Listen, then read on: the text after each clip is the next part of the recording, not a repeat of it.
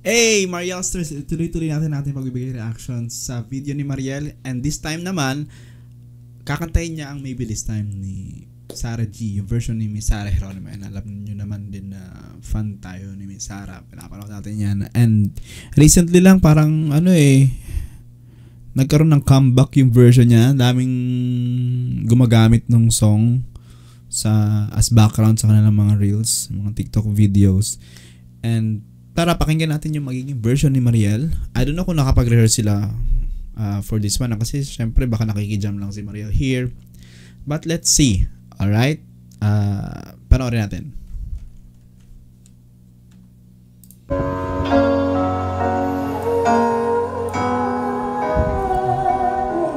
Yes.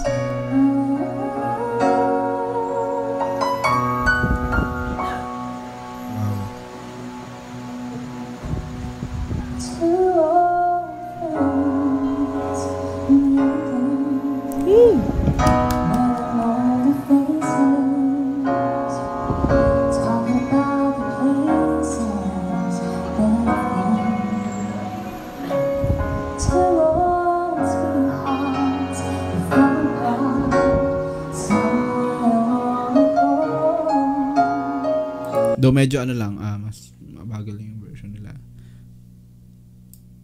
I don't know kung i-speed up.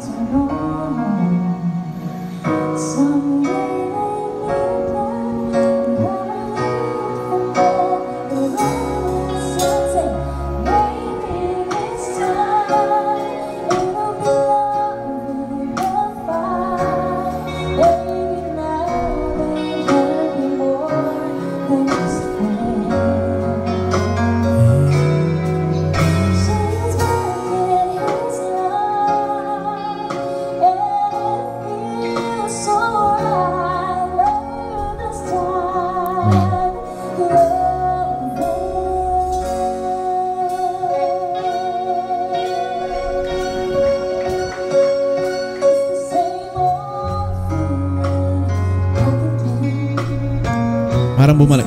Ayan na, kung mapapansin nyo, kasi si Mariel, parang pinabilis niya na.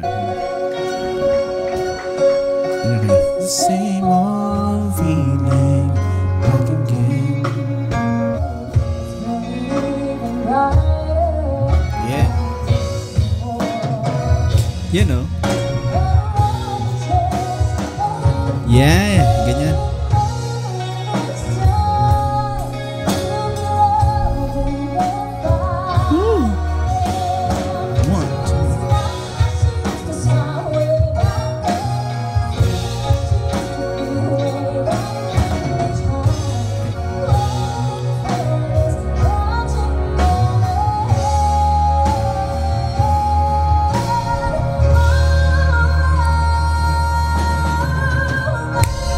Yeah! Nice!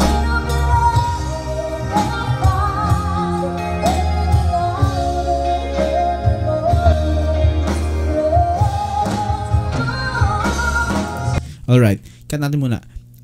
Importante yun na mabigyan natin ng highlight muna yung ginawa ni Mariel dun sa bridge. Kasi, piling ko hindi sila nakapag-rehearse dito. And nasa anuhan lang sila. Kaya, nasa sanyasan lang. Kaya nga ganun, parang kanina 'di ba, bumilis yung part ni Mariel. Kasi yun yung beat niya dapat kung version ni Sarah. And then may sudden speed na nangyari din in the middle. But that's fine kasi naman yun jamming lang naman. Okay? And critical yung kung hindi nga nakapag-rehearse dun sa part na yon na magsasakto yung pagtigil ni Mariel or yung hit niya ng note na yun at saka yung palo ng drums dito. Wait lang. Wait.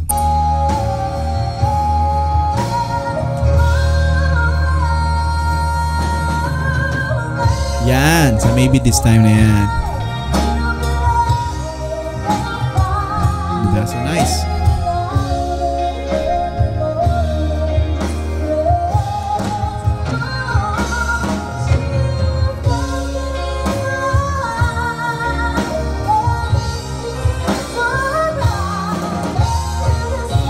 Yeah.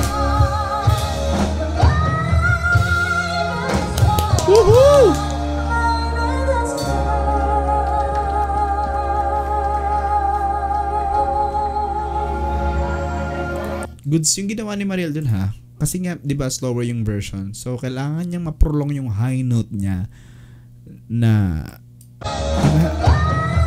Ayan. Na nandun yung tono pa rin. Kaya guess ko yung ginawa niya dun. Smart. Tapos ito. Ayan. Dito, ginano na lang niya kasi masyado matagal yung note niya doon sa pangalawang Maybe This Time. Okay? And it's fine kasi parang naging tunog niya rin, version niya. Kasi iba kay Sarah di ba? Doon sa third Maybe This Time.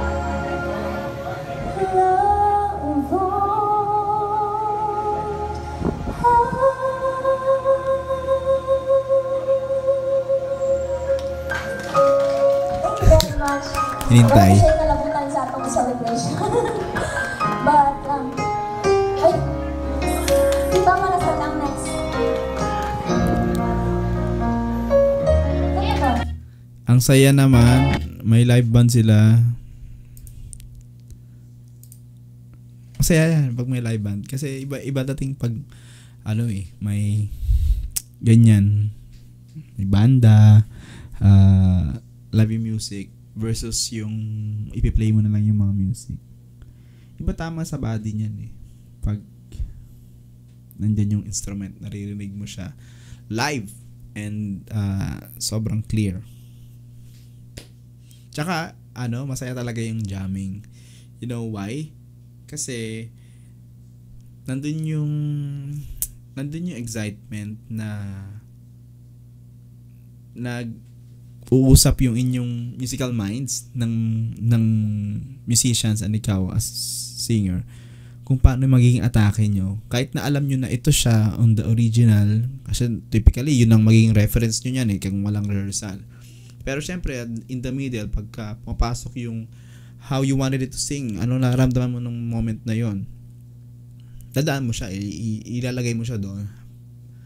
And magkakapaan kayo ng musician dyan. Pero magkakaintindihan magkakagets saan kayong dalawa niyan. Through your eyes and through body movements and even sa paglabas ng musical notes ng singer sa from the throat, from the vocal cords yan.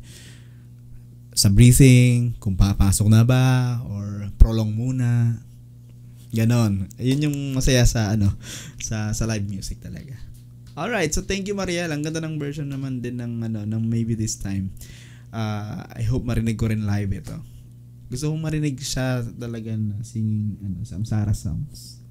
Feeling ko kaya niya. Okay? Alright.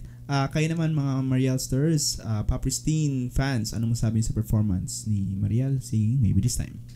Comment nyo na sa comment section. Alright? Maraming salamat sa panonood ng video na to. Like kayong mag-iingat. Bye-bye!